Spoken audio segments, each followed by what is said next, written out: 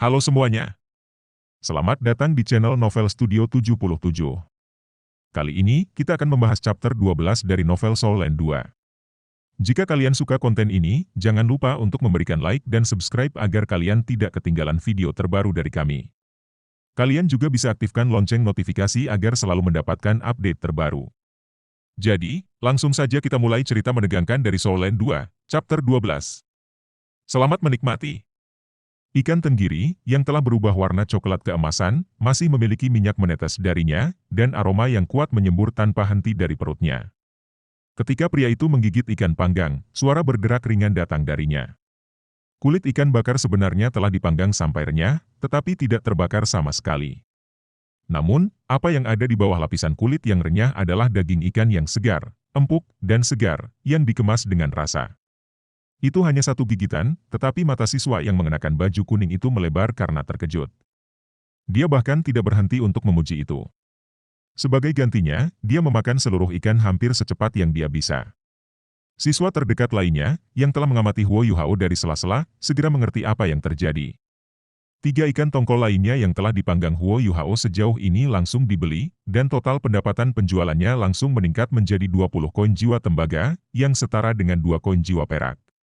Keempat ikan bakar ini menyebabkan Huo Yuhao mendapatkan reputasi luar biasa dalam waktu yang sangat singkat. Ini adalah pintu masuk akademi, jadi jumlah orang yang melewatinya sangat hebat. Gerai kecilnya dengan cepat dikelilingi oleh kerumunan yang hampir tidak bisa ditembus. Terlalu lezat, itu benar-benar terlalu lezat. Pelajar berbaju kuning yang membeli ikan bakar pertama berhasil masuk kembali, meskipun dengan banyak kesulitan. Saudara junior, beri aku 3 ikan bakar lagi. Aku akan makan malam di sini malam ini. Seorang siswa berpakaian ungu yang 1 tahun lebih tua darinya dengan dingin menjawab, pergi ke belakang barisan. Huo Yuhao tidak berpikir bahwa ikan panggangnya akan laris manis. Dia berbicara dengan nada meminta maaf kepada siswa di sekitar oven, teman sekelas dan senior. Ini hari pertama aku berbisnis, jadi aku hanya bisa menjual 18 ikan bakar. Aku menjual 4 ikan sebelumnya, tetapi aku masih memiliki 14 yang tersisa. Mengikuti prinsip, pertama datang, pertama dilayani, mereka yang tidak mengantri harus kembali besok. Ketika dia berbicara, dia menyimpan uang yang sejauh ini dia miliki ke jembatan 24 bulan. Setelah menjual 18 ikan, dia menghasilkan 9 koin jiwa perak. Jika dia mengurangi biaya produksi, apa yang tersisa cukup baginya untuk makan dan menghemat. Huo Yuhao tidak serakah, dia mengerti bahwa yang paling penting baginya saat ini adalah berkultivasi. Memiliki cukup uang untuk bertahan hidup sudah cukup baik. Tusuk sate ikan bakar keluar dari panggangan satu demi satu saat Huo Yuhao terus memanggang ikan dengan sangat serius. Dia tidak mengurangi kualitas mereka karena jumlah orang. Setiap orang yang memilih untuk membeli salah satu ikan panggangnya sangat puas, dengan beberapa orang bahkan memilih untuk memesan ikan untuk besok di muka. Setelah beberapa pertimbangan, Huo Yuhao masih memutuskan untuk tetap dengan model antrian. Bagaimanapun, rasa makanan panas adalah yang terbesar ketika baru saja selesai memasak. Jika seseorang memakannya nanti, rasanya akan berkurang. Pada saat ini, beberapa siswa perempuan mengenakan seragam sekolah ungu berjalan keluar dari gerbang ke Akademi Shrek. Penampilannya segera menarik tatapan yang tak terhitung jumlahnya. Dia hanya terlihat berusia sekitar 14 atau 15 tahun, dan sosoknya ramping dan proporsional. Rambut keemasannya tersampir di belakang bahunya seperti air terjun, dan kulitnya seputih salju. Matanya mirip dengan air jernih, dan ketika dia melihat sekeliling, dia memiliki temperamen yang elegan. Wajahnya menyerupai batu giok, lingkaran bulan sabit, serta salju di sekitar pohon berbunga. Dia memiliki kecantikan yang lembut, suara yang menawan, penampilan yang menyenangkan, dan kecantikan yang luar biasa yang tidak dapat ditemukan di tempat lain. Kecantikannya, yang seolah-olah dapat menyebabkan kejatuhan suatu negara, tampak memudarkan warna-warna segala sesuatu di sekitarnya. Sister Nan, ada yang berbau tidak enak. Bau apa itu? Seorang siswa di samping wanita muda yang sangat cantik itu bertanya dengan rasa ingin tahu. Penampilannya juga luar biasa, tapi sayangnya, bagaimana kunang-kunang di sebelah bulan bisa memancarkan sinar? Wanita muda yang sangat cantik itu jelas juga mencium aroma. Semua gadis tidak bisa membantu tetapi mengarahkan pandangan mereka ke arah gerai Huo Yuhao. Mungkin keindahan wanita muda itu terlalu mengesankan, tetapi para siswa yang semula mengantre di depan gerai Huo Yuhao sebenarnya membuka jalan untuknya. Dia, dan siswa perempuan lainnya yang bersamanya, berjalan menuju oven. Hanya, Ketika wanita muda yang sangat cantik melihat semua orang mengambil inisiatif untuk membuka jalan untuknya, dia sama sekali tidak sombong. Sebagai gantinya, dia membawa senyum yang sangat hangat dan menganggukkan kepalanya ke arah mereka sebagai ucapan terima kasih. Semua siswa yang melihat senyumnya memerah dengan penuh semangat. Ketika Huo Yuhao melihat wanita muda yang sangat cantik itu, dia berkata dengan kasar. Sebelumnya, gadis paling cantik yang pernah dilihatnya adalah Tang Ya, tetapi tidak hanya siswa perempuan berpakaian ungu di depannya tidak kalah dengan Tang Ya, dia bahkan memiliki temperamen lembut dan hangat. Ketika kamu menambahkan itu ke ekspresi agak melankolisnya, dia memiliki penampilan yang cantik dan menyentuh. Dibandingkan dengan dia, Tang Ya adalah gadis yang ceria dan mudah bergaul. Adapun penampilan mereka, itu hanya tergantung pada preferensi seseorang. Saudara junior, berapa harga jual ikan bakar ini? Wanita muda yang sangat cantik itu bertanya pelan. Pada saat ini, Huo Yuhao baru saja menjual 18 ikan bakar terakhir yang dimilikinya. 2 ikan terakhir yang tersisa di atas panggangan adalah untuk Tang Ya. Kakak perempuan senior, mereka masing-masing 5 koin jiwa tembaga. Wanita muda yang sangat cantik itu mengerutkan alisnya, lalu berkata, ini agak mahal. Jika kami mempertimbangkan berapa biaya untuk bahan-bahannya, ditambah pekerjaan yang telah kamu lakukan, 3 koin jiwa tembaga, paling banyak, harus baik-baik saja. Kamu masih akan mendapat untung. Huo Yuhao tertegun. Dia tidak berpikir bahwa seorang wanita muda secantik dia akan benar-benar tawar-menawar dengannya. Tidak ada pelanggan sebelumnya yang melakukan ini. Maaf, tapi ikan panggang aku dijual dengan harga tetap. Selain itu, aku sudah menjual semua ikan aku untuk hari itu, Huo Yuhao berbicara dengan nada datar. Tang Ya adalah orang yang menentukan harganya, jadi dia tidak akan mudah mengubahnya. Selain itu, penghasilan ini sangat penting baginya, dan cukup baginya apa adanya. Wanita muda yang sangat cantik itu tertegun sejenak, lalu dengan menyesal berkata, maaf, aku hanya membuat perhitungan biasa. Jika ada kesempatan di masa depan, aku akan mencoba ikan panggang kamu.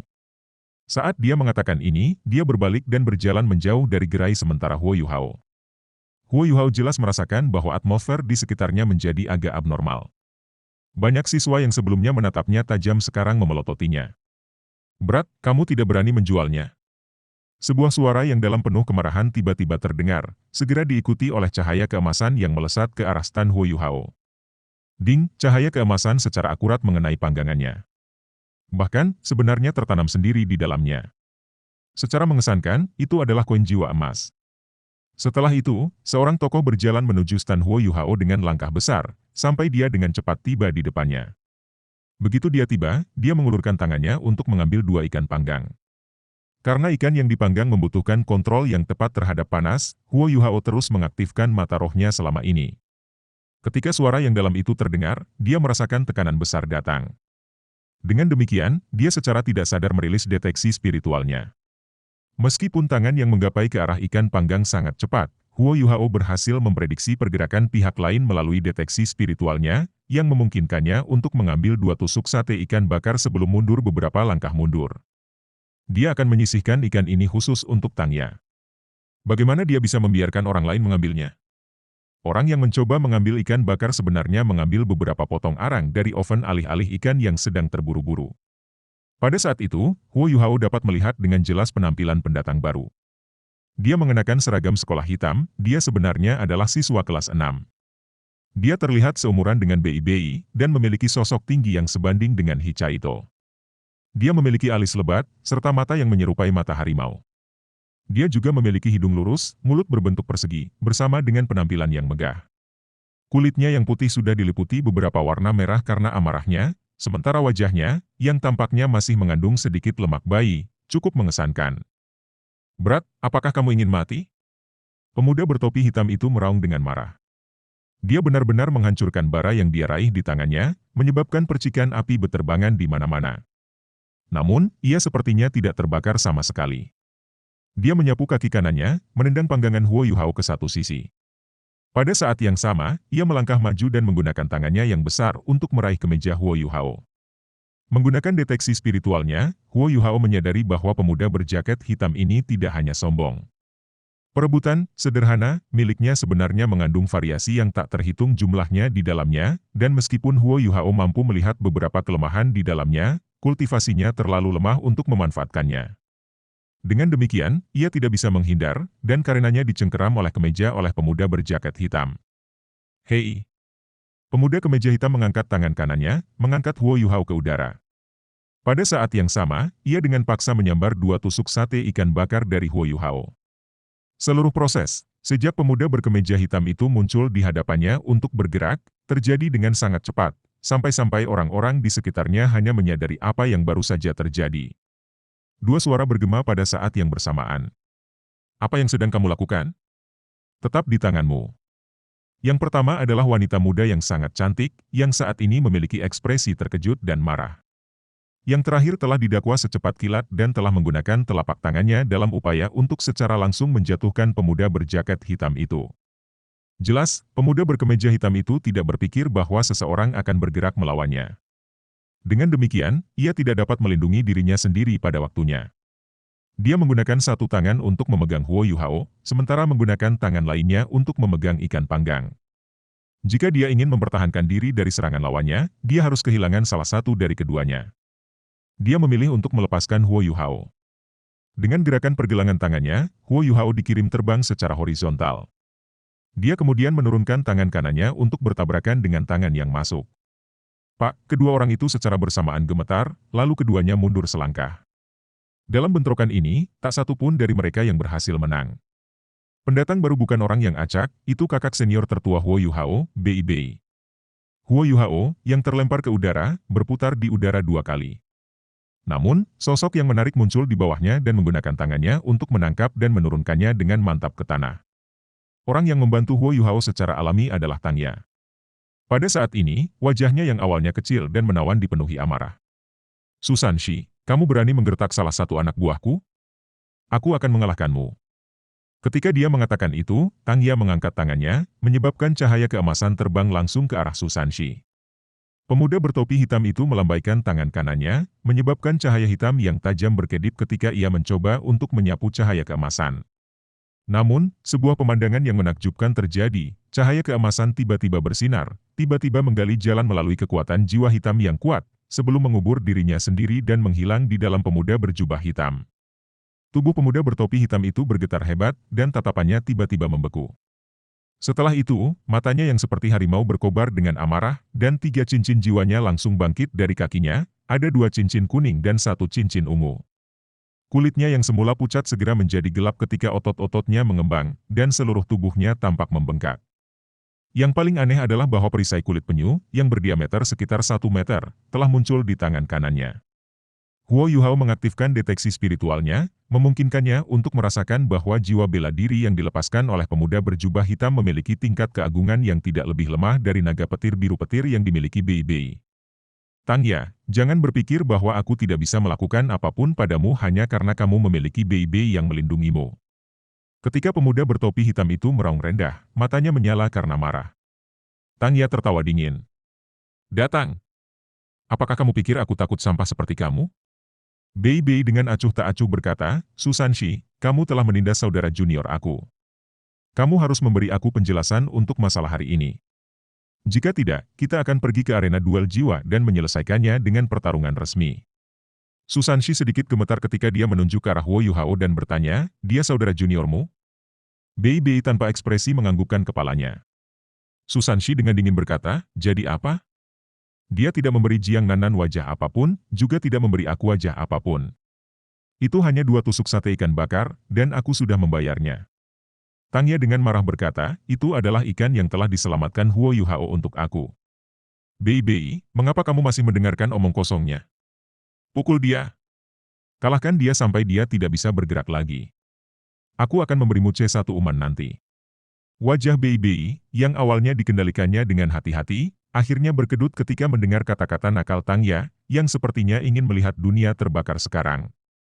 Susan Shi mengerutkan bibirnya dan berkata kepada Bei Bei, Tangya masih mengamuk, begitu. Aku belum pernah membandingkan catatan dengan kamu dalam waktu yang lama, mengapa kita tidak segera pergi ke Soul Dueling Arena? Ayo pergi. Ketika dia berbicara, dia berbalik dan berjalan pergi tanpa berhenti sama sekali. Dengan beberapa langkah, dia tiba di depan wanita yang sangat cantik bernama Jiang Nanang. Ekspresinya yang sebelumnya marah benar-benar berubah lembut begitu dia tiba, dan dia memberikan 2 tusuk sate ikan bakar padanya. Dia kemudian berbicara dengan suara lembut. Nan, kamu bisa makan dulu. Aku akan kembali lagi nanti. Namun, Jiang Nan sama sekali tidak berterima kasih. Dia selalu sangat baik terhadap semua orang, tetapi dia sedingin es terhadap Susanshi. Dia mulai berbicara dengan suara dingin, Susanshi, aku sudah katakan sebelumnya. Tidak ada kemungkinan apapun terjadi di antara kami. Tolong berhenti mengganggu aku di masa depan. Begitu dia selesai mengatakan ini, dia berbalik dan berjalan pergi. Semburan rasa malu muncul di wajah Susanshi. Dia tiba-tiba meluruskan tubuhnya dan menatap dengan marah ke arah kerumunan, yang pada gilirannya menonton pertunjukan itu. Apa yang kamu lihat? Pergi. Bei, ayo pergi. Setelah mengatakan ini, dia berjalan menuju akademi. Ikan bakar di tangannya dilemparkan ke arah Huo Yuhao. Tangya berdiri di depan Huo Yuhao dan mengangkat tangannya untuk menangkap ikan. Gerakannya sangat halus dan lembut, namun sepertinya dia menangkap ikan dengan cara yang sangat alami. Dia dengan terang-terangan menggigitnya, sementara dia menggunakan tangannya untuk menarik Huo Yuhao bersamanya saat dia makan. Ayo menonton sesuatu yang menyenangkan. Arena duel jiwa adalah lokasi yang sangat penting dalam Akademi Shrek. Itu terletak di sudut barat laut Martial Soul Institution, dan dekat dengan Shrek Academy. Sebenarnya, itu tidak jauh dari daerah pengujian alat jiwa yang telah dikunjungi Huo Yuhao sebelumnya.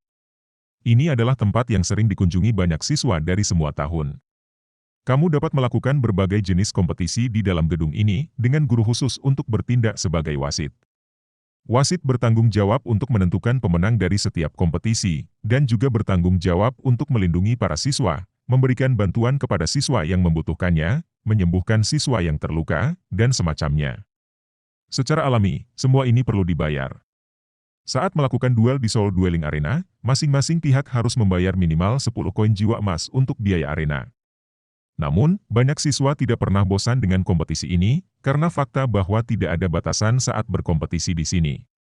Selain itu, kamu tidak perlu takut pada situasi berbahaya jika kamu terlalu berat, karena guru yang bertindak sebagai wasit akan menjaga semuanya terkendali.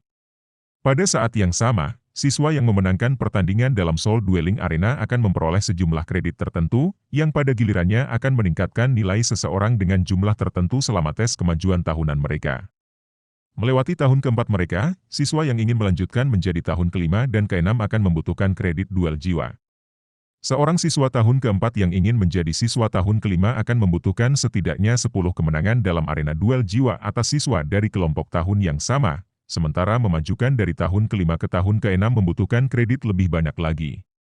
Kredit duel jiwa seharusnya bahkan lebih penting ketika seseorang ingin memasuki halaman dalam setelah menjadi tahun keenam.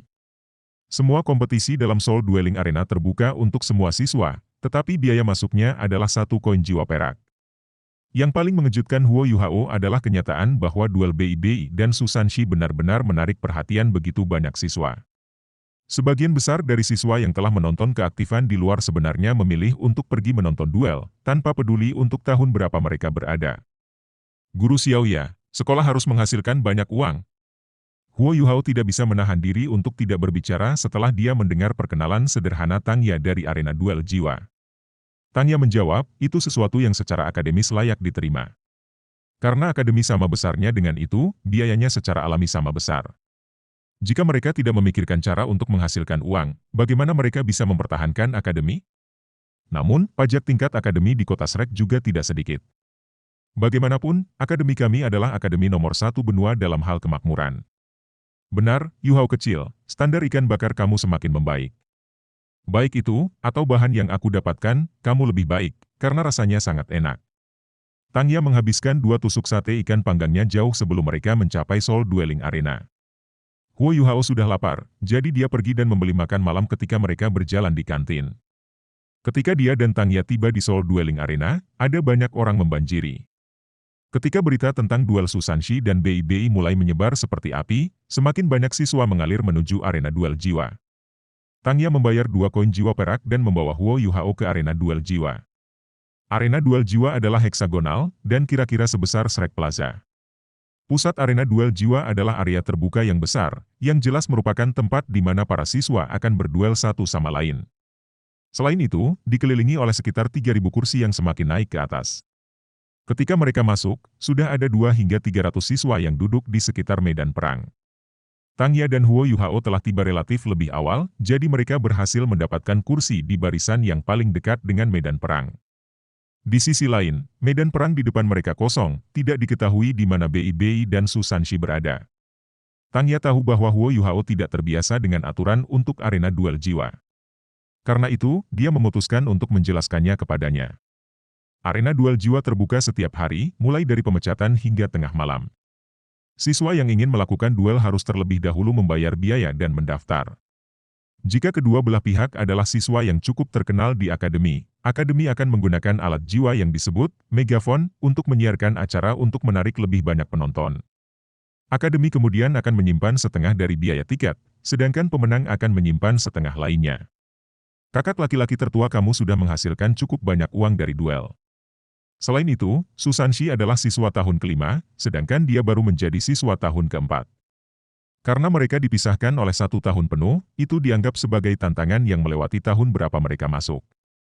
Dengan demikian, bahwa Su Sanshi harus memberi BI tambahan 10 koin jiwa emas jika dia kalah. Kakak laki-laki tertua kamu dan bahwa Su Sanshi adalah siswa yang sangat terkenal di halaman luar, mereka berdua diakui sebagai jenius. Aku menduga bahwa jumlah orang yang akan menonton akan melebihi 500. Huo Yuhao bertanya, lalu siapa itu Jiang Nanan? Tangya mengangkat tangannya dan memukul kepala Huo Yuhao. Kamu sudah belajar hal-hal buruk di usia yang begitu muda? Kamu sudah melihat gadis-gadis cantik? HMPH. Huo Yuhao merasakan kepalanya berdenyut dan tidak berani bertanya lagi. Sebagai gantinya, dia memilih untuk mengambil kotak makan siangnya dan mulai makan malam. Ketika dia melihat penampilan naifnya, Tangya tidak bisa menahan tawa. Baik, aku akan memberitahumu. Jiang Nanan dikenal sebagai keindahan nomor 1 halaman luar. Dia berasal dari keluarga biasa dan memperlakukan semua orang dengan ramah. Dia memiliki penggemar yang tak terhitung jumlahnya di dalam akademi. Apakah kamu pikir dia lebih cantik dari aku? Huo Yuhao buru-buru menggelengkan kepalanya beberapa kali. Tangya agak senang ketika dia berkata, itu benar. Aku juga tidak berpikir bahwa dia lebih kuat dari aku di area lain, HMPH. Orang itu, Su Sanshi, memiliki jiwa bela diri bermutasi yang sangat kuat yang dikenal sebagai misterius Underworld Turtle. Ini adalah jiwa bela diri 2 atribut yang memiliki elemen air dan bumi, dan memiliki pertahanan yang sangat kuat. Itu disebut benteng yang tidak bisa ditembus oleh beberapa orang. Kultivasinya sekitar tingkat yang sama dengan Bei Bei, dan mereka berdua memiliki jiwa bela diri kelas 1. Jangan khawatir, aku sudah melampiaskan kemarahan kepada kamu. Aku melemparkan jarum jenggot naga padanya, yang seharusnya tak tertahankan baginya. Jika dia ingin mengejar Jiang Nanan, biarlah, tapi itu tidak akan terjadi jika dia menyakiti orang-orang aku dalam proses. Berbicara tentang yang aneh, aku mulai berpikir bahwa Jiang Nanan memiliki masalah dengan orientasi gendernya. Ada banyak siswa pria luar biasa yang mengejar dia, tetapi dia tidak pernah menyukai mereka. Ketika dia menolak orang lain, dia melakukannya dengan nada lembut. Namun, ketika dia menolak Su Sanshi, itu dengan sikap dingin yang jarang terlihat. Aku tidak tahu apakah ini karena Su Sanshi memanfaatkannya dalam beberapa cara.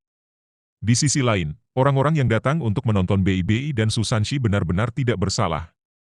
Mereka hanya tahu bahwa Bei Bei dan Su Sanshi masing-masing dikenal memiliki jiwa bela diri tipe serangan terkuat di halaman luar dan jiwa bela diri tipe pertahanan terkuat di halaman luar. Namun, mereka tidak tahu bahwa keduanya saling kenal. Aku menduga mereka berkolusi untuk mendapatkan uang, itulah sebabnya begitu banyak dari mereka berlari ke arena duel jiwa. Huo Yuhao berbicara dengan heran, kakak laki-laki tertua dan bahwa Su Sanshi saling kenal? Tangya mengangguk. Yuhao kecil, jangan khawatir. Meskipun mereka saling kenal, kakak tertua-tertua kamu akan tetap bersaing ketat dengannya. Dia tidak akan membiarkan Su Sanshi menggertakmu tanpa alasan. Arena duel jiwa, lobi. Bei Bei, Tangya kamu terlalu kejam. Lihat ini, lihat saja ini. Su Sanshi memiliki ekspresi tidak puas ketika dia mengangkat jaketnya untuk menunjukkan sesuatu pada Bei Bei. Tonjolan seukuran kepalan tangan bayi sudah membengkak di sisi kanan pinggangnya. Hanya saja, dia terus melepaskan jiwa bela dirinya, menyebabkan kulit di sekitar tonjolan itu tampak sekeras logam. Bei Bei mendengus dan menjawab, ini benar, kan? Siapa yang memintamu menggertak saudara junior kita? Kurang omong kosong, beri aku pil air misterius dan aku akan menghapus Dragon Beard Needle untuk kamu. Jika tidak, maka kamu bisa menunggu sampai ia menggali sepotong daging kamu. Jarum jenggot naga ini ditinggalkan oleh leluhur generasi pertama dari sekte Tang, dan hanya diturunkan kepada para sekte penguasa berturut-turut. Xiao Ya benar-benar marah kali ini. Su Sanshi berkata, bocah itu sebenarnya seseorang yang milik Tang sekte kamu? Dia sepertinya tidak memiliki kemampuan sama sekali. Lupakan pil air misterius, cepat bantu aku. Jarum jenggot naga ini terlalu beracun, sakit sekali. Itu juga terspesialisasi dalam menerobos kekuatan jiwa. Aku tidak percaya aku benar-benar jatuh ke dalam perangkap Tang Ya karena kecerobohan aku. Ini benar-benar menyedihkan. Bei Bei memandang ke arah langit dan menjawab, terserahlah. Jika kamu tidak ingin memberikannya kepada aku, jangan berikan kepada aku. Kamu memukul saudara junior aku, ditambah kamu bahkan merusak stannya. Kamu perlahan bisa menanggung jarum jenggot naga ini. Lagi pula duel akan segera dimulai. Aku tidak percaya bahwa kamu akan dapat bersaing dengan aku dengan Dragon Beard Needle di dalam diri kamu. Su Sanshi mendengus marah. Baik, Bei Bei, tunggu saja. Kamu hanya menonton bagaimana aku merawat kamu di Soul Dueling Arena nanti. Aku tidak akan bersikap lunak terhadap kamu sama sekali. Bei Bei tersenyum dan berkata, apakah aku perlu kamu bersikap lunak kepadaku? Saat dia berbicara, dia mengulurkan tangan kanannya ke arah Su Sanshi dan membuat gerakan. Su Sanshi dengan enggan mengeluarkan botol halus yang terbuat dari batu giok putih dan melemparkannya ke arah Bei Bei. Bei Bei menangkapnya dan berkata, terima kasih banyak. Sekarang, tarik jiwa bela diri kamu, aku akan membantu kamu menghilangkan Dragon Beard Needle. Baru pada saat itulah Su Sanshi perlahan menarik jiwanya. Tanpa efek terbatas dari jiwa bela dirinya, gelombang rasa sakit yang tak tertahankan segera menyebar dari jarum jenggot naga ke tubuhnya. Bahkan dengan tingkat kultivasi dan kemauannya, Su Sanshi sebenarnya tidak bisa menghentikan tubuhnya dari gemetar. Bei Bei menggunakan tangan kanannya untuk secara cepat mengetuk beberapa titik di sekitar luka Su Sanshi. Setelah itu, ia secara bersamaan menggerakkan kedua tangannya, menyebabkan gelombang kekuatan jiwa lembut tanpa henti mengalir ke otot-otot Su Sanshi yang sesak. Setelah beberapa saat bekerja, seutas helai rambut keemasan perlahan keluar dari otot pinggang Su Sanshi. Bei Bei menariknya dengan lembut, menyebabkan untaian emas keluar dari tubuh Su Sanshi, sebelum dengan cepat menyusut menjadi kacang seukuran biji emas. Dengan membalik pergelangan tangannya, Bei Bei dengan cepat menyimpannya. Su Sanshi menghela nafas panjang, seolah-olah beban besar telah diangkat dari pundaknya. Namun, dia masih memiliki ekspresi marah. Bei Bei, kamu memanfaatkanku. Kamu tahu betapa berharganya pil air misterius ini. Bagaimana dengan ini? Mari kita bertaruh. Jika aku memenangkan pertandingan kami nanti, kamu akan mengembalikan pil air misterius itu kepada aku. Bei Bei hanya tersenyum. Bagaimana jika kamu kalah? Su Sanshi mendengus dan berkata, aku akan memberimu 1000 koin jiwa emas. Bei Bei menggelengkan kepalanya sebelum berkata, itu tidak akan terjadi. Aku tahu bahwa pil air misterius tidak bernilai hanya 1000 koin jiwa. Aku tidak akan bertaruh tidak adil dengan kamu. Su Sanshi menjawab dengan marah, aku hanya punya uang sebanyak itu. Jika kamu tidak setuju, aku akan menjadi sangat marah. Bei Bei menghela nafas pelan dan berkata, apakah aku terlihat kekurangan uang? Baik, aku akan memberimu kesempatan. Aku tahu kamu masih memiliki lebih banyak pil air misterius.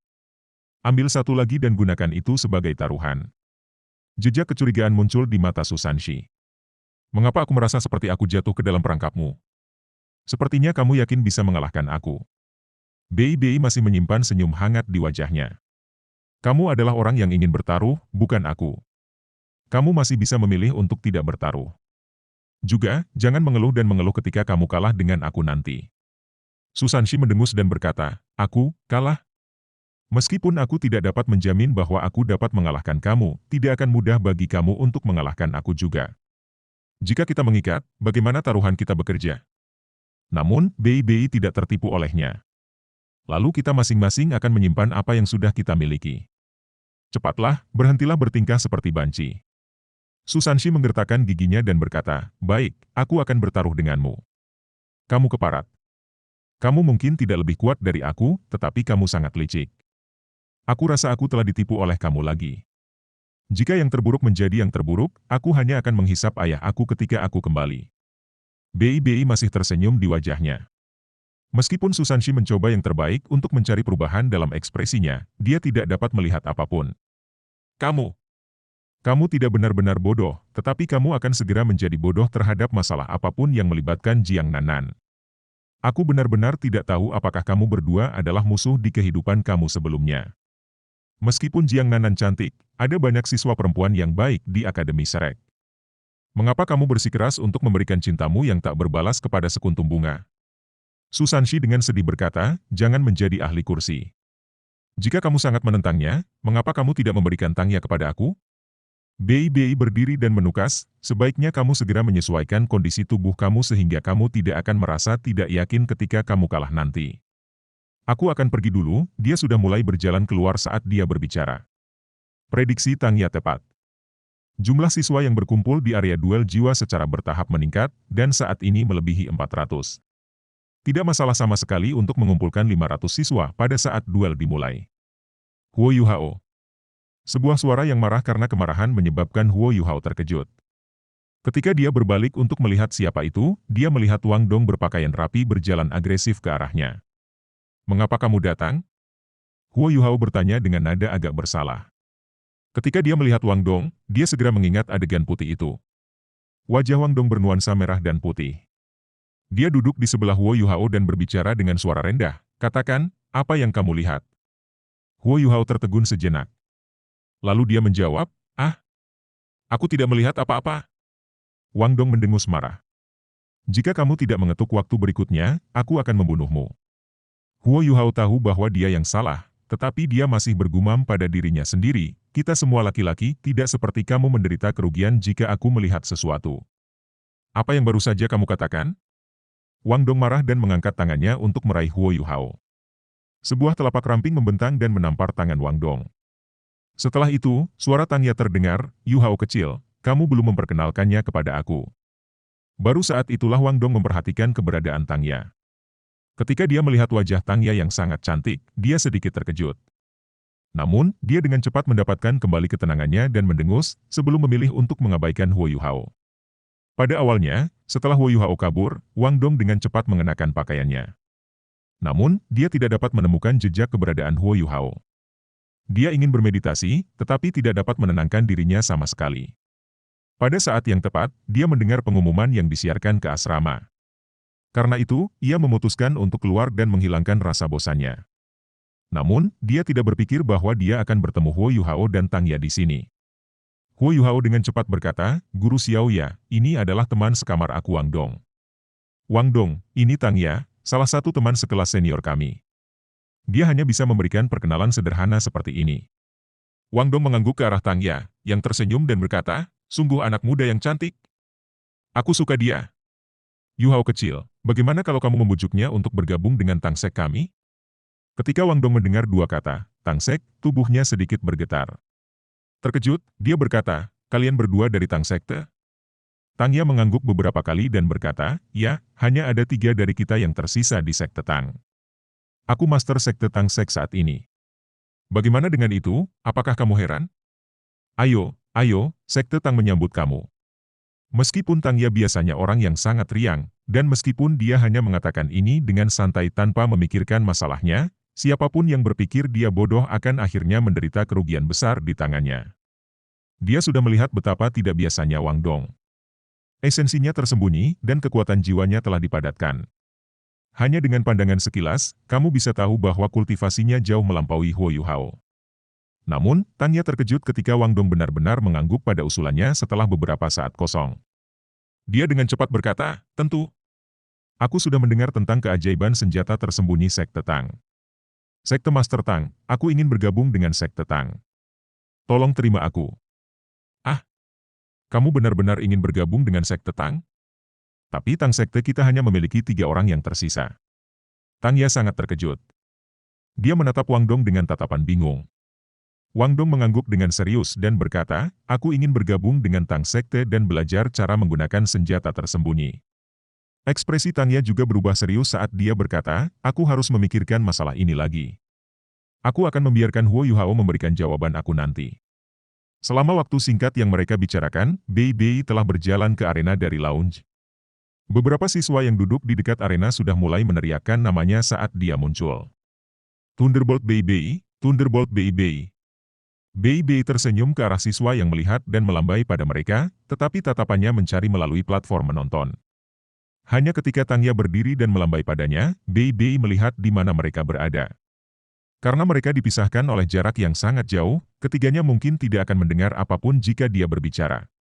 Jadi, dia hanya memberi isyarat beberapa kali pada Tangya. Keduanya sudah bersama selama beberapa waktu, jadi Tangya segera mengembalikan beberapa gerakan untuk menunjukkan bahwa dia mengerti apa yang dia maksud, sebelum duduk kembali. Yu Hao kecil, berapa kisaran maksimum berbagi deteksi spiritual kamu? Tangya berbisik ke telinga Huo Yu Hao. Huo Yu Hao menjawab, jika hanya satu arah, sekitar 50 meter atau lebih. Sebelumnya, dia menguji batas deteksi spiritualnya ketika digunakan dalam satu arah dengan Wang Dong. Jika dia melepaskannya dengan normal, itu memiliki diameter 30 meter. Ini berarti bahwa itu hanya radius 15 meter. Di sisi lain, 50 meter sudah lebih dari 2 kali batasnya. Namun, itu menghabiskan sejumlah besar kekuatan jiwa Huo Yu Hao ketika dia mengarahkannya seperti itu. Tangya segera mengangkat tangan kanannya dan membuat beberapa gerakan tangan ke arah Bei Bei yang mengangguk padanya. Pada saat ini, Susanshi juga berjalan ke Soul Dueling Arena. Ada seorang guru berumur 40 atau lebih tahun yang mengikutinya.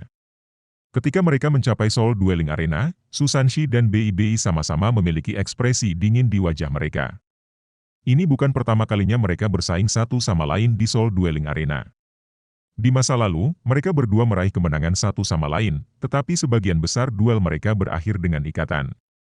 Mereka benar-benar berhasil mendapatkan banyak uang dari kompetisi duel jiwa ini, sehingga mereka secara alami tidak dapat mengungkapkan fakta bahwa mereka adalah teman dekat.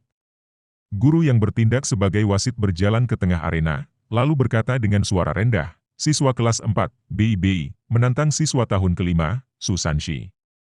Jika Susanshi kehilangan pertandingan ini, dia harus membayar 10 koin jiwa emas tambahan untuk Bei Bei. Kamu telah membuat taruhan kamu secara pribadi. Apakah kalian berdua siap? Bei Bei dan Susanshi keduanya secara bersamaan mengangguk.